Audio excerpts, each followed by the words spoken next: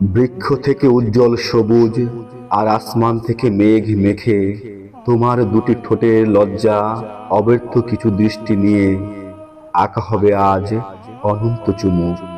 মানুষ এনেছে মাতাল রাত্রি, উৎসুক চোখে জ্যোৎস্নার সাজ, যেন ফিরেছে পিকাসোর তুলি, ফিরেছে ভিঞ্চি, এবং আবার আঁকা হবে মোনালিসা।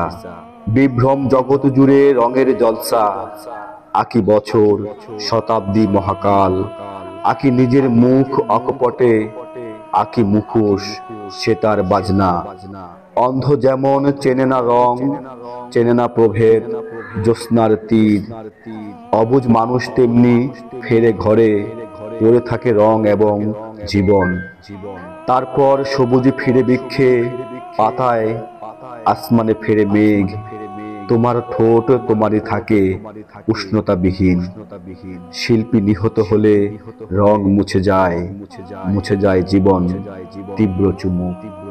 পড়ছিলাম মুহাম্মদ ফরিদ হাসানের লেখা মিথ্যুক অবসক গ্রন্থের কবিতা সত্তার রং।